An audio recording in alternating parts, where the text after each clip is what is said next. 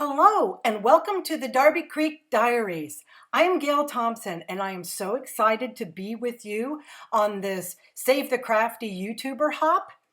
That Save the Crafty YouTuber hop is a celebration of card making video tutorials created by a group of talented crafters of all different styles and levels. We're coming together to give our viewers a chance to discover other amazing card makers and to help reach our monetization goals. All you have to do is watch, like the video, consider subscribing, and click the link in the video description below to hop to the next video. Don't forget to comment because we have tons of prizes to give away. I'm giving away a $25 gift card to scrapbook.com, which is available internationally. Please indicate, though, if you are located in the USA or international, so that the other prizes can be awarded appropriately, as some prizes, but not all, have restrictions on them.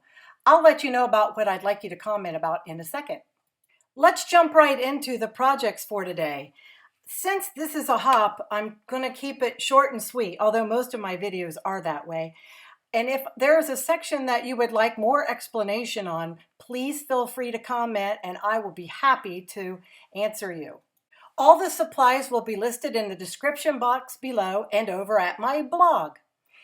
I'm using some non-traditional card making supplies today. I've had that jelly pad for almost a year, so I thought it was time to get it out. I'm using Dina Wakley paints, and this is a pouring medium that will thin out the paint a little bit, and I'm just randomly dropping color on.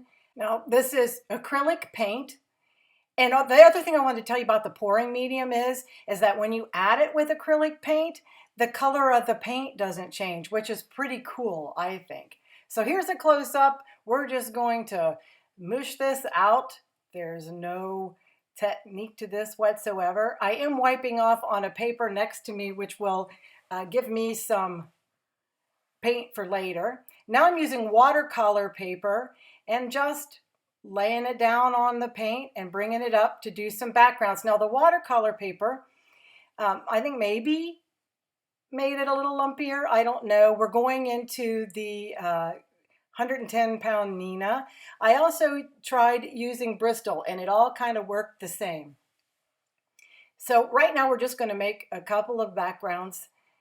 And I like this one probably the best background wise.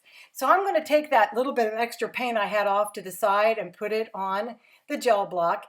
And then I'm placing my stamp on. Now this is really dumb. I don't know why I didn't put it on my acrylic block, but I thought of it and we're going to put it on the block to get it off of there. I just wasn't thinking. But this is a great way to stamp with paint and it gives a different look than ink. And I'm just putting it down on my Neenah 110 card base. Good press.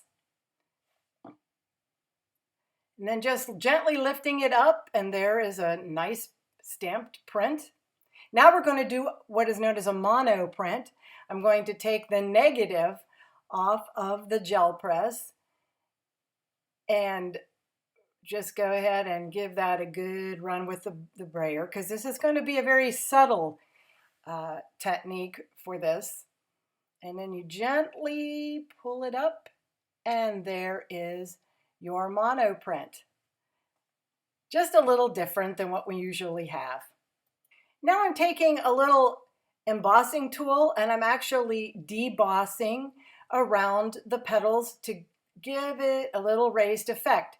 And I didn't want to bore you with the whole thing, but now underneath I am embossing.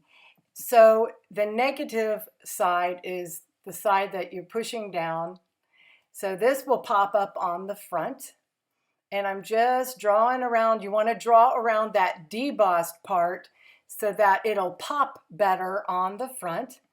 And then you're just going to fill in the back like this.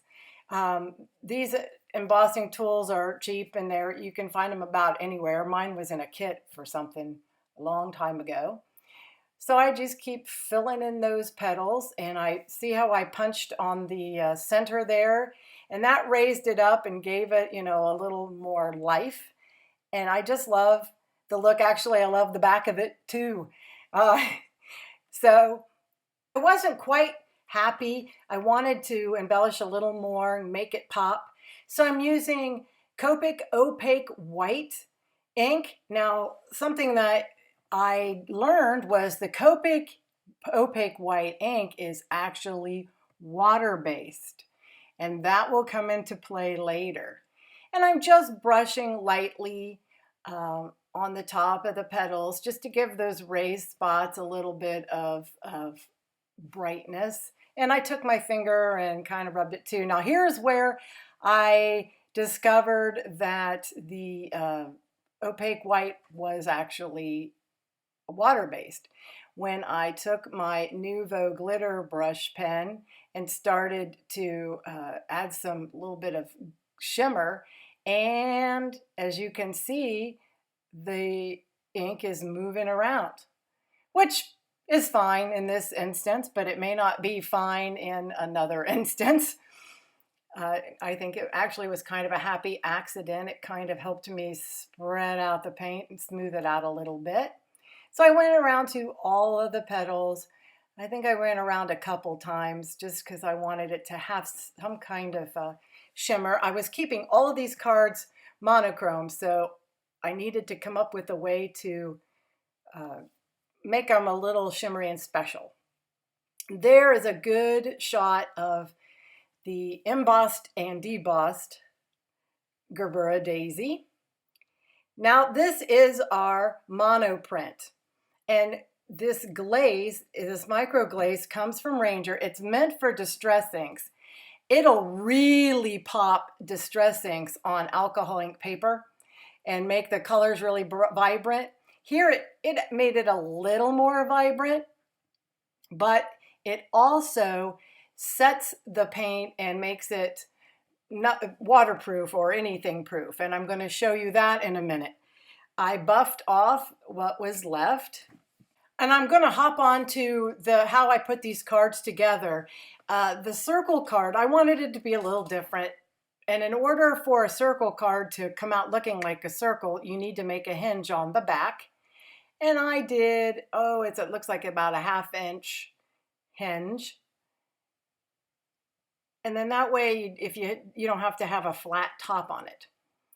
Since it's a hinge, I wanted to put on some score tape because it really needs to be sturdy.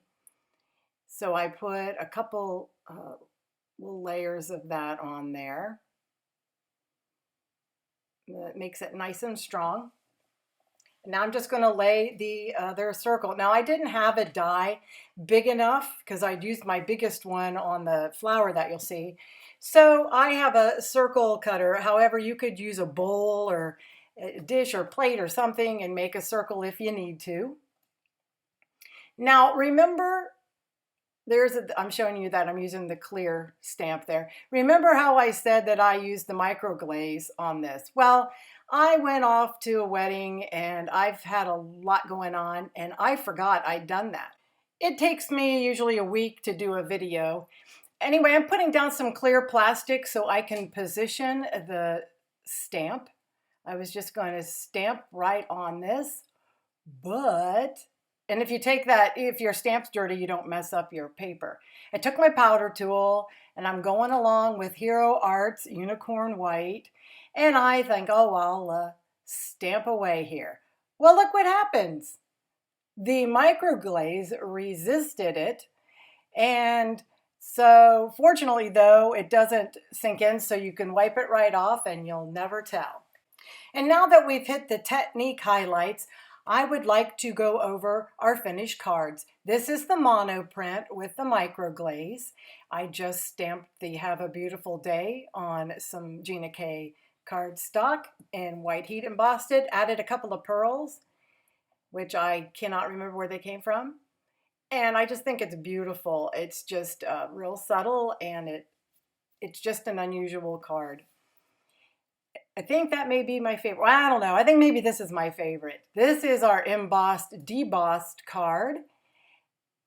And I just added Sending Hugs from Lawn Fawn and then Hero Arts for a Wonderful Friend. And I just kept it real simple, no embellishments.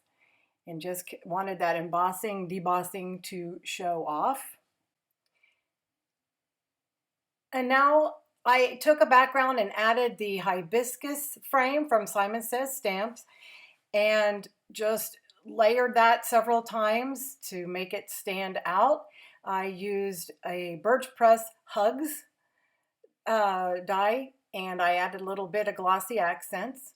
And then here's our round card with our painted stamp print. And I just put the hello, which is was a freebie from scrapbook.com. They tend to do that a lot. And don't forget, you're getting a $25 gift card if you win my drawing. Oh, by the way, if you could comment on which one is your favorite card, that would be great. And then if you comment at all, you'll be entered in whatever drawings that they're having, plus mine. Please consider subscribing, liking, commenting, and sharing with your friends.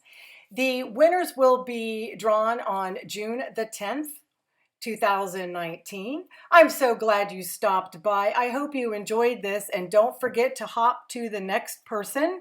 It'll be at the top of my description box below. And then I'm going to leave you with a couple of other videos that might interest you. And I hope that you have gotten some crafty inspiration and that you will come back and see me soon. Bye-bye.